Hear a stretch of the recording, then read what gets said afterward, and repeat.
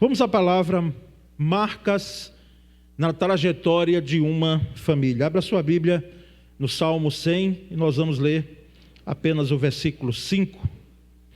Salmo 100, versículo 5.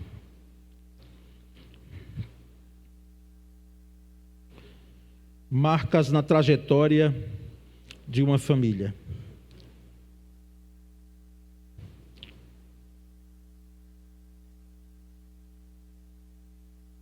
Nós leremos, irmãos, em 3 versões diferentes das Escrituras, que temos aí na tela.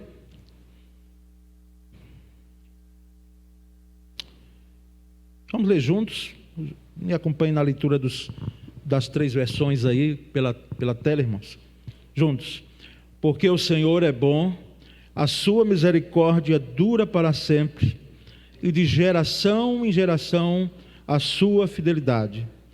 Outra, pois o Senhor é bom, seu amor dura para sempre, e sua fidelidade por todas as gerações. Ainda uma última, pois o Senhor é bom, e o seu amor leal é eterno, a sua fidelidade permanece por todas as gerações. Amém.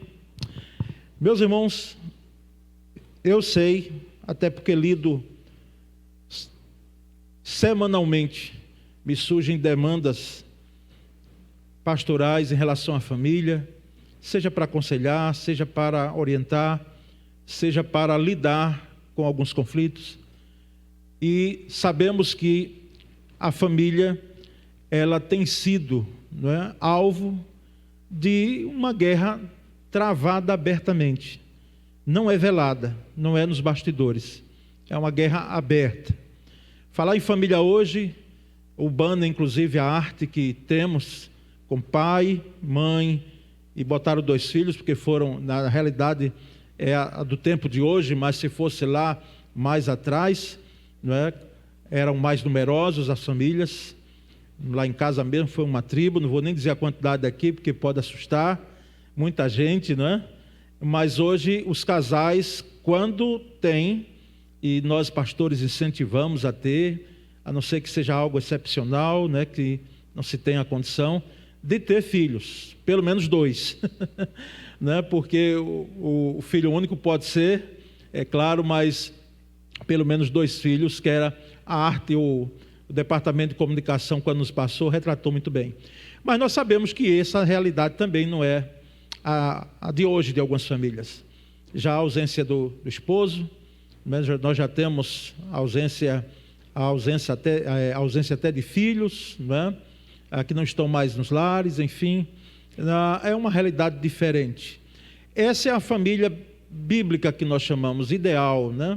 Família ideal, a família composta de pai, mãe, filhos. E nós sabemos da luta, não é? E não queremos aqui fazer juízo de valor na trajetória da sua família, não é? Os conflitos, as dificuldades que surgiram, que nós não temos hoje mais esse retrato sendo uma realidade. Mas, irmãos, nós entendemos que esse texto, e eu tomo ele não como um pretexto, né, mas como base mesmo para a nossa palavra nessa manhã, sobre essas marcas, né? E eu trarei algumas marcas, não trarei todas elas, porque são mais daquelas que nós vamos aqui explanar.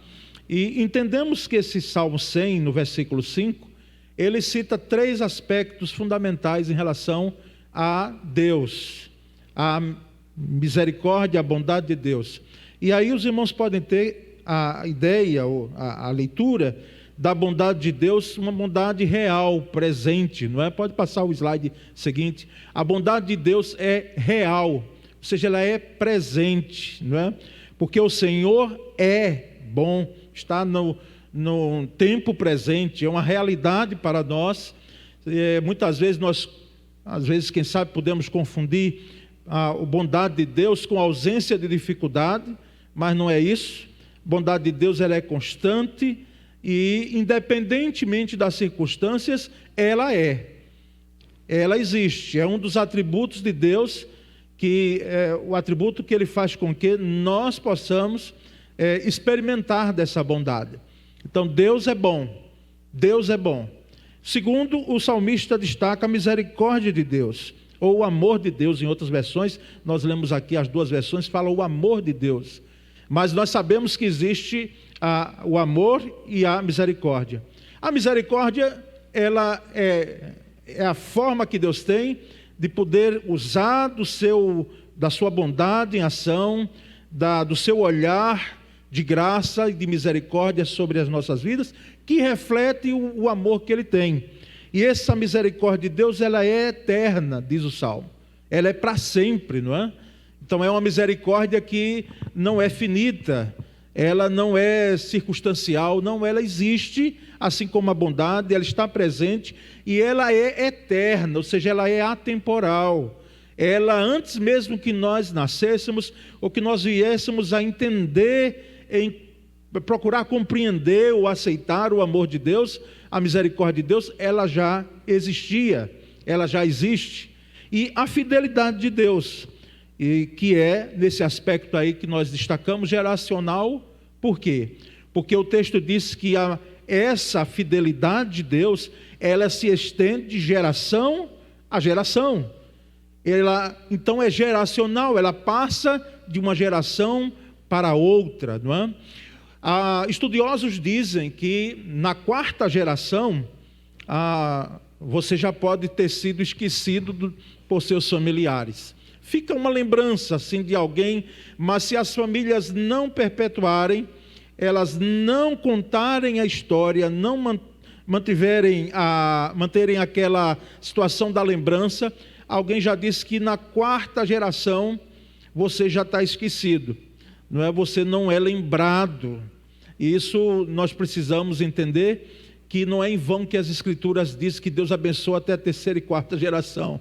É porque a misericórdia dele, a bondade dele, a fidelidade dele vai além disso, mas ele está dizendo para mim e para você a importância que nós temos de poder passar, de transmitir, não manter para nós apenas aquilo que Deus é, aquilo que Deus faz, a bondade e a misericórdia de Deus, os preceitos de Deus, os princípios de Deus às novas gerações. Nós, irmãos, percebemos famílias que os pais, os antepassados foram muito zelosos no Evangelho, muito, mas não há garantia se não houver essa passagem com segurança, uma passagem em amor, em graça, para as próximas gerações da família, de que a família pode ficar até a tradição, a história, como a gente ouve, não é? Olha, o meu pai, o meu avô, meu bisavô, mas as novas gerações que vêm, elas já, quem sabe, se não for fortalecidas nos princípios bíblicos, elas já não estarão no Evangelho, ficarão só com a tradição, que por si própria não vai ajudar muito. Ela é boa, mas não vai trazer muito avanço. De maneira que, irmãos, assim como a fidelidade de Deus estende-se de geração a geração a família, essa família, ou as famílias, enfrentam situações marcantes na trajetória delas, na caminhada dessas famílias. E aí, a pergunta que nós vamos tentar trazer pelo menos 4 marcas. Quais são essas marcas, não é? Na trajetória, na vivência das famílias? Às vezes não alcança a todas elas, mas uma marca ou outra está presente em alguma família, se não todas. Primeira marca é quando os filhos nascem. Quando os filhos nascem é uma marca fundamental para a família. Quando a família que era, porque é família também composta do casal, né?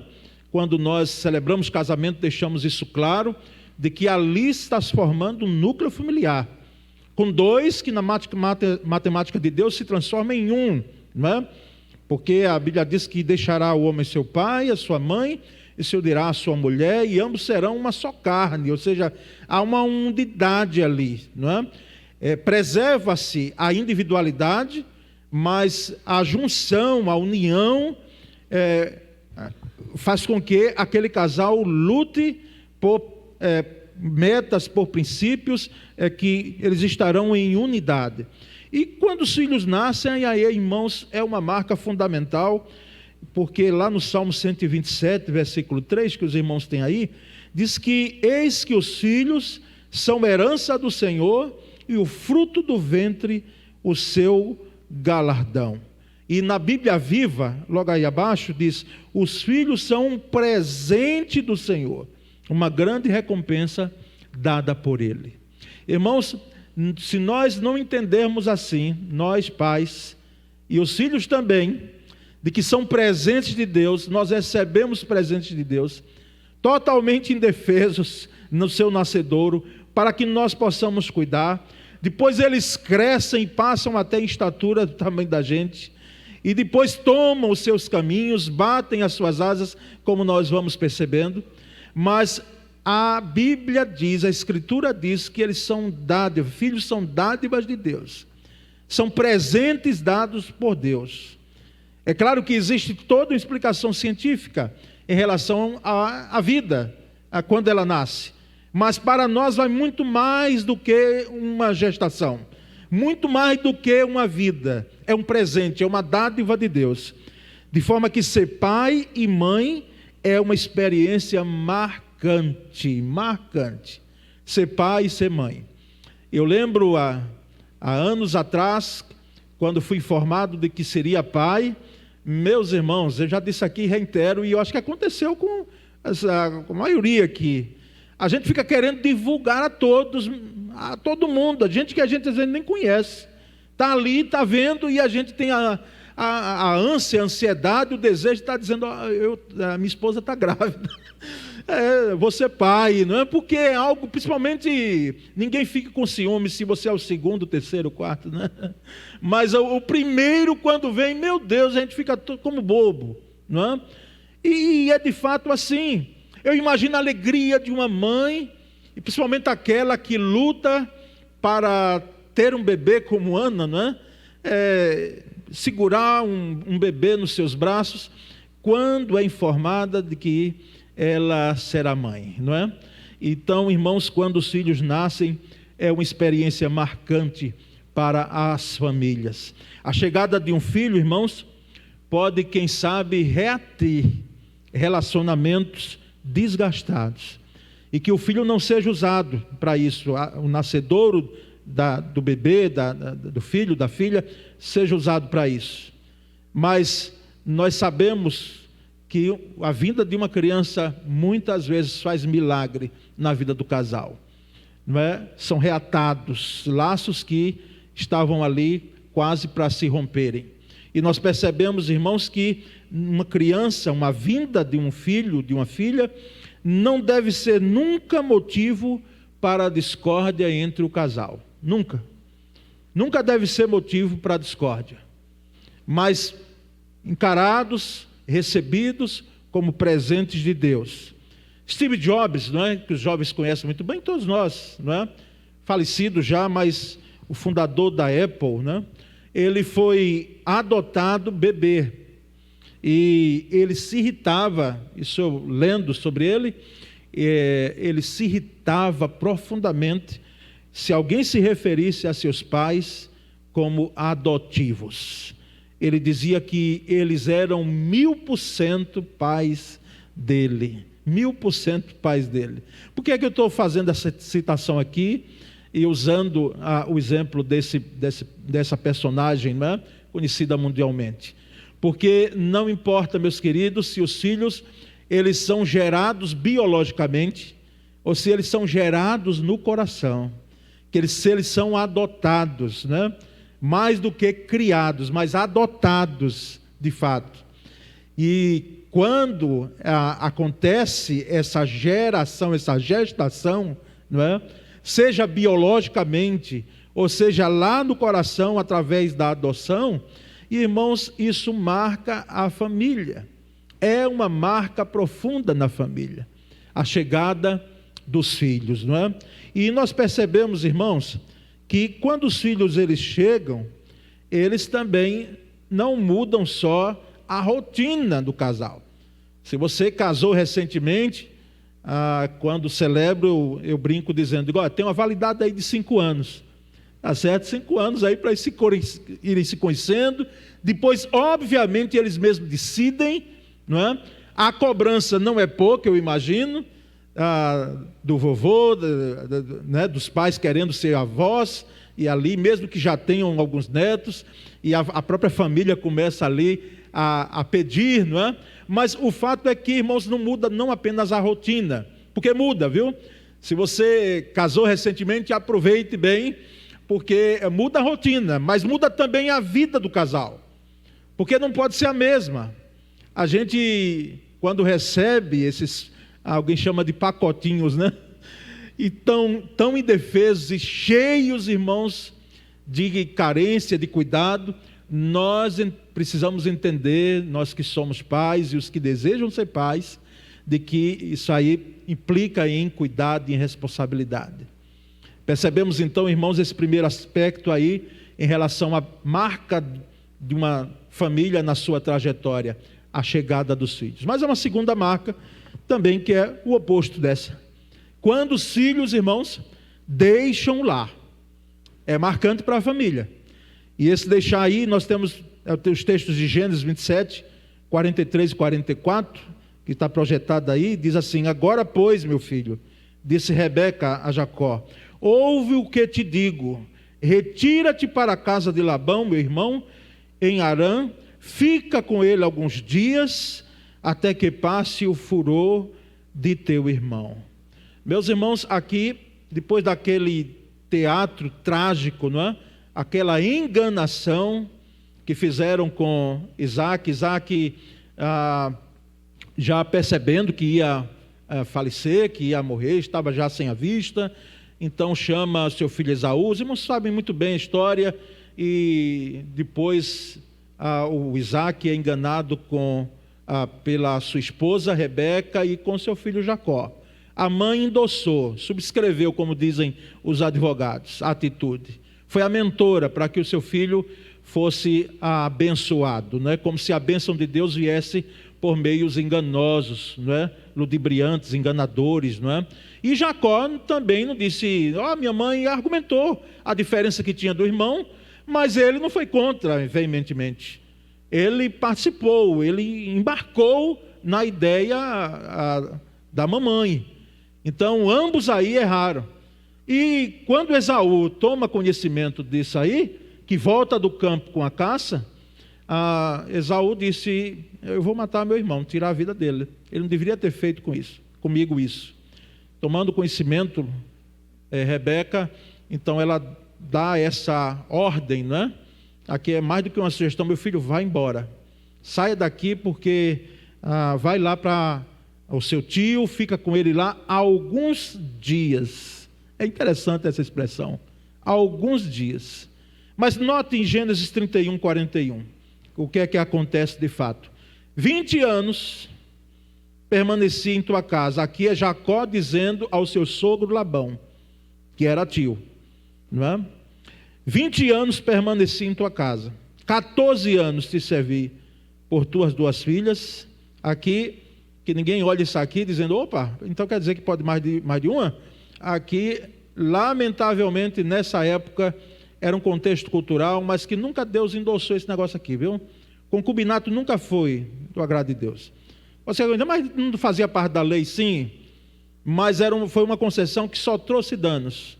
Porque, como eu disse quinta-feira, eu disse um outro dia, o coração de um homem e de uma mulher nunca será para 2.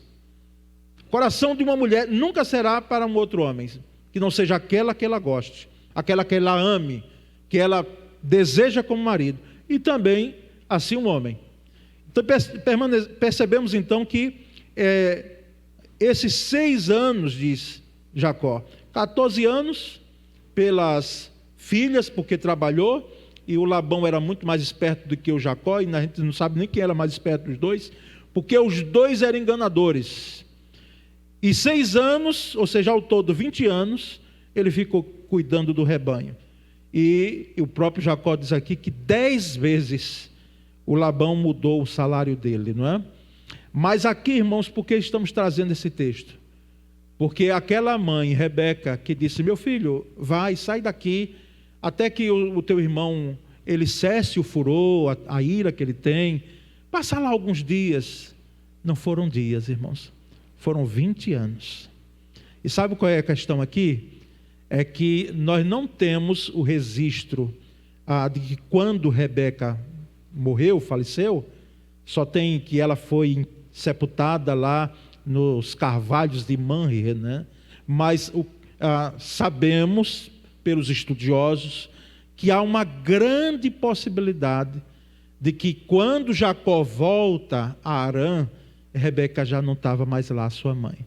Então aquela mãe que vê o filho partir, que salva a vida do filho, ela não o vê mais nunca. Mais nunca ela vê o rosto do seu filho. Se fosse no tempo de hoje, quem sabe, com a internet, não é? Pelo menos por um celular, por um tablet, não é? A um outro recurso pudesse ver, mas nesse tempo não tinha. E não há registro de que Jacó saiu de lá nesses 20 anos para vir ver a mãe, até porque ele estava correndo o sério risco, né, de morte. Então nunca mais o viu. Quando os filhos deixam lá, irmãos, é uma marca muito grande na vida da família. E Rebeca, irmãos, então, por causa do engano, porque tudo se originou do engano, veja como é. O que é que uma mentira, que alguém já disse que tem pernas curtas, mas não tem. A mentira, ela tem pernas longas e cria todo, não é? Aliás, ela nem tem perna, não é? Mas ela cria todo um cenário de tragédia, de desgaste. Foi o caso aqui de uma mãe nunca mais ver o filho, porque ele teve que sair correndo. E Rebeca ficou sem seu filho favorito, seu filho querido, que inclusive é um erro. Nós já sabemos, nós pais, quando temos a predileção de filhos. A predileção.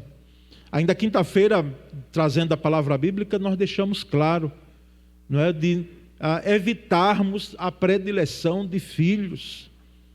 Essa história de muitas vezes você usar o irmão como exemplo. E falamos às vezes, quem sabe, para os nossos filhos, e se você falou isso aí, em nome de Jesus, você pode pedir perdão a Deus e a seu filho. Não é? Seja como seu irmão, seja como a sua irmã, não é? Bem aplicada nos estudos, e isso não ajuda em nada.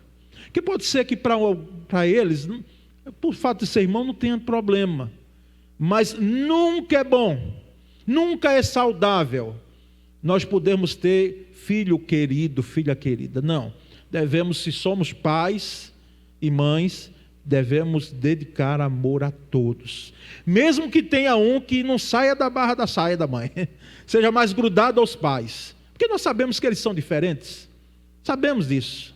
Quem teve aqui mais de um filho sabe disso. Eles são diferentes na forma de ser, mas isso não quer dizer que eu tenha que ter filho predileto. Isso é uma tragédia. E logo Rebeca, que para o judeu, irmãos, o hebreu, né, era fundamental que o filho tivesse presente na velhice. Ela não teve essa oportunidade. E percebemos então, note o texto de Gênesis 35, 27 a 29, o texto diz assim: Jacó retornou à terra de seus pais, e nós percebemos que com 60 anos, porque ele saiu com 40, mais 20, então Jacó retorna com 60 anos a Harã, Padarã, e ainda vê seu pai durante 60 anos a mais.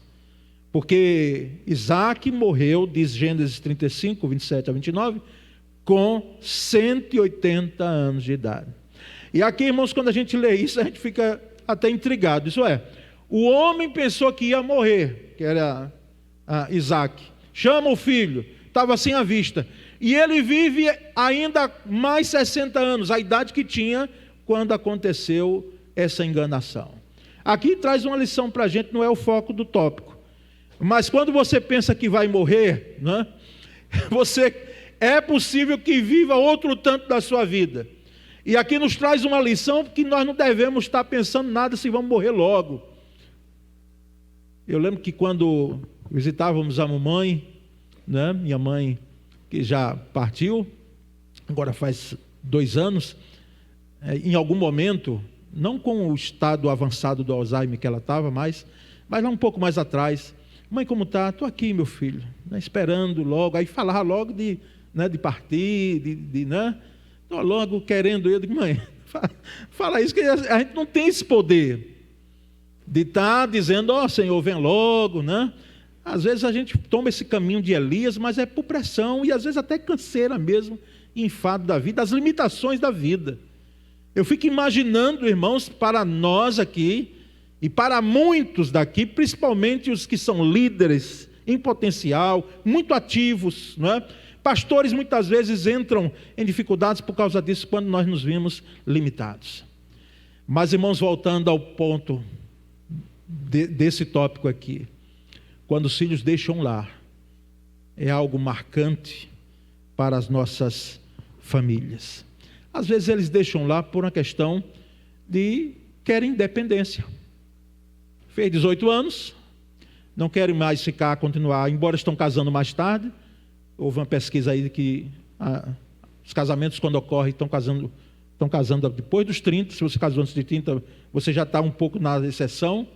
E a busca da independência, de morar sozinho, de ter o seu lugar sozinho, que a gente só vai entender o que é ruim ficar sozinho quando a gente fica doente e precisa do outro. Mas é muito bom, às vezes, essa independência, né?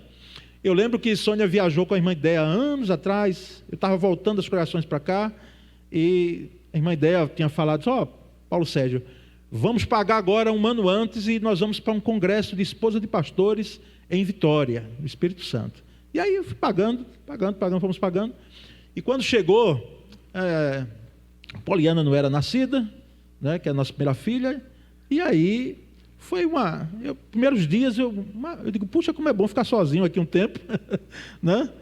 No terceiro, quarto dia eu já estava dizendo, Sônia, vem embora logo, porque o homem ficando sozinho é uma tragédia, não é?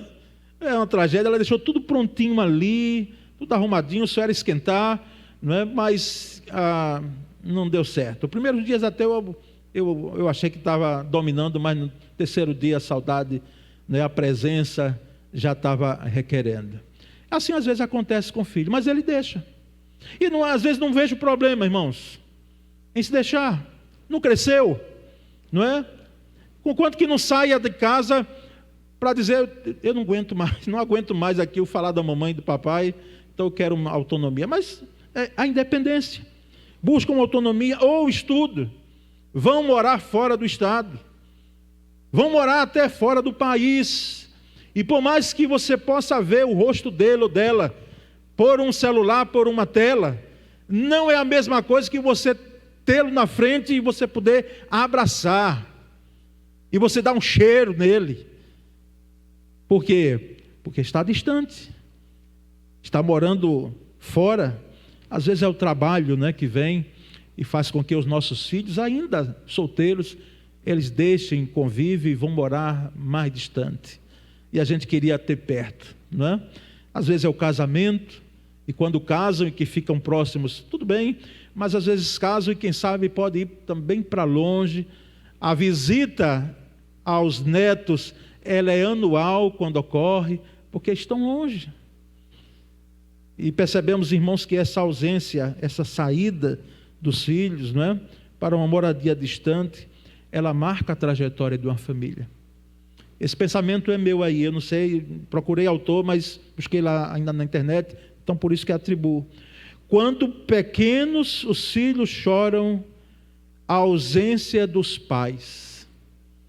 Quando pequenos, os filhos choram a ausência dos pais. Quando eles deixam lá, os filhos, os pais choram a ausência dos filhos. E isso é realidade, pelo menos para mim.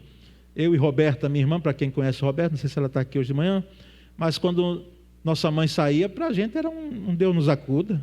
Parecia que o mundo ia acabar, sabe? Era um choro que a gente queria ter, até porque eram os mais novos, né, na prole numerosa. E nós percebemos depois que a realidade do choro é quando nós não temos mais os nossos filhos, mesmo eles estando vivos, graças a Deus, mas estão distantes. E a gente queria ter perto. E a gente queria estar sentindo o cheiro deles. Porque não importa, filhos, em nome de Jesus entendam isso. Não importa para quem é pai se você cresceu, se você está barbado, se você é casado, se você já tem filho, filha, não importa isso. Para a gente, vocês serão, não é que serão eternas crianças, não, mas são os nossos filhos. Serão sempre aqueles que nós vimos vocês crescerem. Então serão sempre nossos. E nós percebemos então que os pais choram a ausência dos filhos, porque muitas vezes esse deixar de casa, esse sair de casa é muito marcante. Terceira marca, quando chega o envelhecimento dos pais. Quando chega o envelhecimento dos pais, irmão, marca profundamente uma família. A nossa vida é uma montanha russa, alguém já disse, não é? Às vezes nós estamos lá em cima, mas às vezes descemos.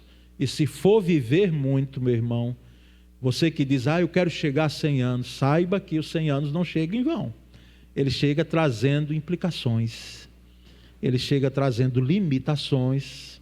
Não é todo mundo que chega como a Adeilde Conceição, não é? Que a gente viu aqui. Um dia eu perguntei a ela, a Ana Ruth está aqui, irmã Adeilde, diga o segredo aí, vá, para uma vida quase centenária. E nós estávamos marcando já os 100 anos dela, não é? Quando ela foi antes. Diga aí o segredo.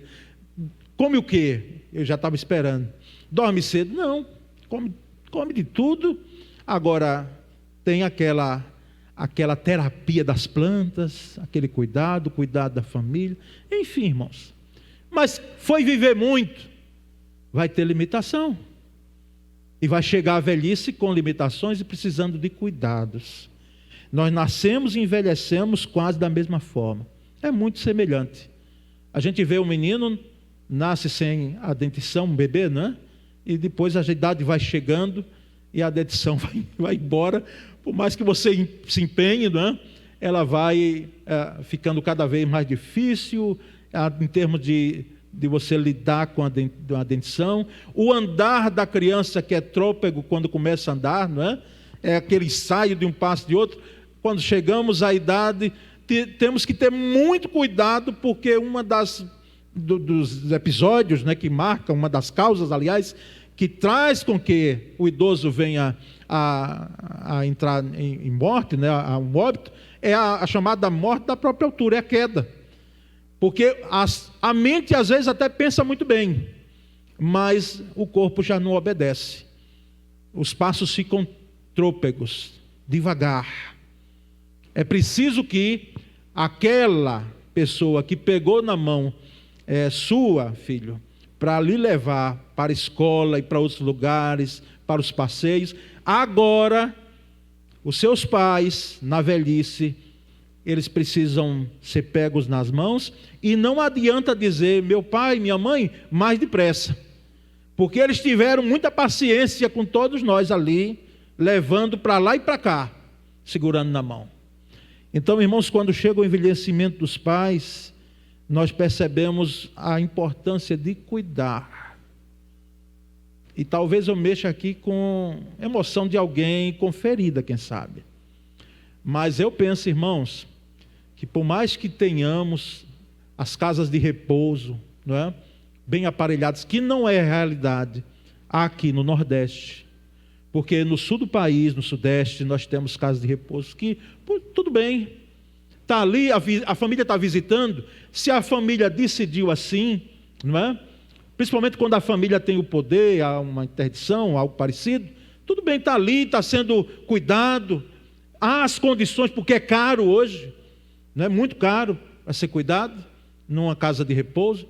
Mas, irmãos, eu penso de que todo empenho deve ser feito para que os filhos cuidem dos pais quando chegam à velhice. Cuidem. Mesmo que isso traga e traz, não é, todo o empenho, todo o esforço necessário. Para um suporte, quem sabe, de um home care, seja de 12 horas, 24 horas, não importa. Mas houve condição, se junta a família, se juntam os filhos, para que o papai ou a mamãe sejam cuidados. Muitas vezes, irmãos, há uma ingratidão em relação a filhos, que não deve estar no nosso meio, não é? Deve fazer parte do nosso currículo. Uma ingratidão devido às demandas que se tem, eu sei, do trabalho, do estudo, quem sabe você está fazendo uma pós-graduação, né? E você diz, olha, eu não tenho tempo para a mamãe nem para o papai. Mas aí vem uma citação que creio que está ali, olha lá. Como pode uma mãe cuidar de 3 filhos? Eu botei 3 filhos ali, irmãos, sendo benéfico, porque já vi mãe criar 5. O pai é mais difícil, viu, pai? Você botar e cuidar de 1, imagina de 3. Temos pais que cuidam. Às vezes na viuvez, vai e cuida do filho, vai, constitui, quem sabe, um outro casamento, mas o filho está ali perto dele. Mas as mães fazem isso e nós precisamos reconhecer. Eu não estou aqui falando em verdade. A mulher faz isso como ninguém. Ela cuida. Ela vai, muitas vezes, lavar roupa. Ela vai prestar o serviço caseiro. Ela vai, infelizmente, meus irmãos, e é uma realidade que hoje nós temos no Brasil, porque a gente pode olhar de cá e dizer, não, isso aí é a falta de pudor e tal, mas às vezes até se envereda no mundo da prostituição para dar comida ao filho. Eu sei das implicações sociais. E não estou aqui advogando a prostituição. Mas percebemos que, como pode uma mãe cuidar de 3 filhos, mas 3 filhos não pode cuidar de uma mãe? Como é que pode isso? Uma mãe cuidar de 3, de 4, de 5, e esses 3, 4, 5 não pode cuidar de uma mãe. Não é algo que nós precisamos repensar em relação à sociedade e a nós enquanto famílias cristãs? Irmãos, quando chega esse envelhecimento dos pais, é preciso muita sabedoria, porque às vezes a gente adoece com eles, não é? A gente adoece com eles. Alzheimer, fato na maioria hoje das famílias, em graus diferenciados, mas muitas vezes que demandam um cuidado muito grande. E dependendo da situação, o Alzheimer é aquela forma do pai estar perguntando muito, da mãe estar perguntando muito, esquece rapidamente, e pergunta não sei quantas vezes a mesma coisa, e se a gente não tiver o cuidado, a gente perde a paciência, diz, meu pai, você já fez essa pergunta não sei quantas vezes, é isso, minha mãe já fez essa pergunta não sei quantas vezes, e aí eu lembro de você quando menino, não é? Quando menina, lembramos nós, se a gente também, porque tem uns que fazem mais perguntas, tem filhos que parece que tem uma linguinha solta para perguntar de tudo, porque ele quer conhecer o mundo. Minha mãe isso aqui, meu pai isso aqui, pergunta demais. E o pai e a mãe tiveram a paciência de quem sabe estar explicando ali, mas às vezes quando eles chegam à velhice não se tem a paciência de lidar com algo que não é dele, não é manha, não é nada que é criado por ele. Faz parte de uma doença. De uma doença. Em alguns casos, já que estamos falando um pouco do Alzheimer, porque eu preciso falar, porque tem gente aqui da área de saúde, não é minha área, eu tenho que falar com muito, muito cuidado, mas fruto da leitura até do lidar em casa com a mamãe que já se foi. Não é? Em alguns casos, há acessos de violência e tudo, e a gente vai ter que ir lidando, irmãos. Porque quando os pais envelhecem, essas marcas, elas chegam à família. Mas há uma quarta e última marca, que é quando os laços de amor e perdão são reatados. Marca profundamente uma família, quando esses laços de amor e perdão são reatados. Quem sabe eles foram rompidos. Rompidos por alguma situação, por algum dissabor, por algo que veio e que trouxe dor. Mas é maravilhoso quando esses laços, no meio da família, eles são reatados. Jacó e Esaú mesmo, 2 irmãos que durante 20 anos não se viram. Mas quando se encontram em Gênesis 33, é algo maravilhoso, irmãos, o encontro dos 2. É algo de emocionar. Quando a gente lê que eles, lá tem um versículo que diz que eles se abraçaram e se beijaram. Eles se abraçaram e se beijaram, ou seja, houve ali um perdão. Lamentavelmente, o ódio foi passado para os descendentes, né, de Esaú, de Edom, e hoje não há nenhuma informação de que da geração de Edom, até porque esse ódio foi transmitido, mas não pelo Esaú em si, mas pelos seus descendentes, de tal forma que eles se alegraram quando Israel foi derrotado, quando Israel sofreu isso. Deus viu, olhou e disse: olha, isso não me alegra. De forma que hoje nós não temos informação se tem algum descendente de Edom, de Esaú, vivo. Então é muito bom é importante a gente estar olhando o quanto é fundamental para que possamos reatar os laços de perdão no seio da família. Quem sabe há irmãos que não se falam. Há irmãos que não se falam. E isso está errado, isso precisa ser consertado. Isso precisa ser reatado, precisa ser perdoado, para que haja bênção, para que haja saúde no meio das famílias. José e seus irmãos, em Gênesis 45 também, outra história. José chega e diz: olha, eu sei que vocês fizeram mesmo, vocês fizeram errado mesmo. Vocês pegaram pesado comigo.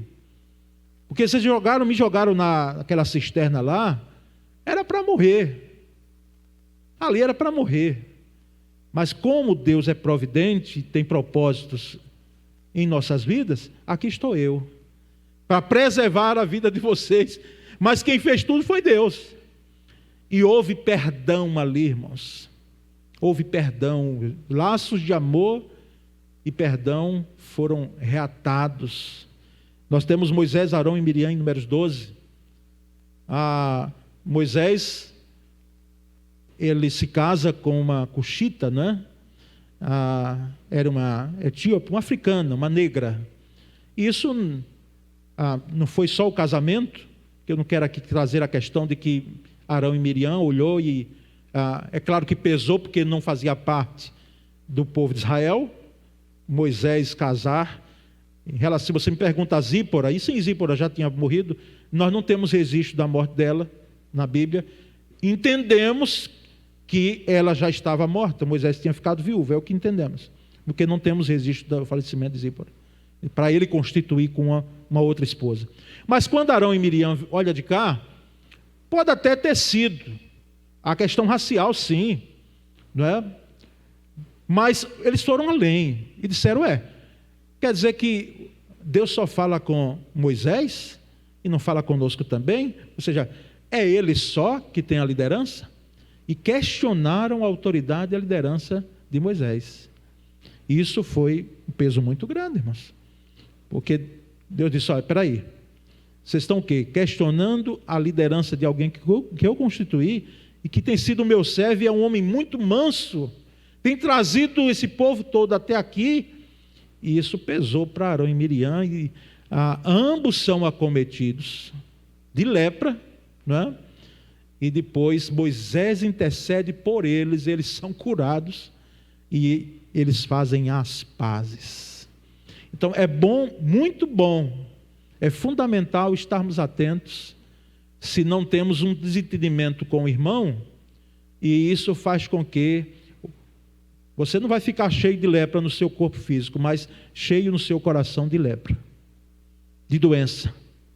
E é preciso que os laços de amor e perdão sejam reatados. E por último, irmãos, como exemplo aqui, o filho pródigo e seu pai. Esse pai, irmãos, aqui é um pai excepcional.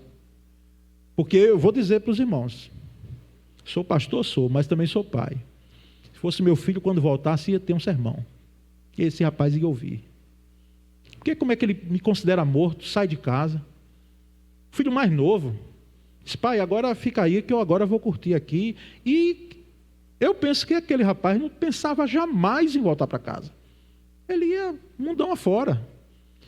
Quando perde tudo, volta para casa, e o texto diz que o pai recebeu alegre, de braços abertos, e disse: oh, meu filho que estava morto reviveu, vamos fazer uma festa. Irmãos, e ali nem cita a questão de que o pai perdoou, porque esse pai aqui, como disse, ele é um modelo excepcional, porque é figura. Jesus contou essa parábola com ele mesmo dizendo: ó, eu sou esse pai aí. Eu sou esse pai, a figura desse pai que alguém está longe, pensa que pode viver sem mim, com independência tal, mas quando volta, eu recebo com toda alegria, porque eu sou misericordioso e bom.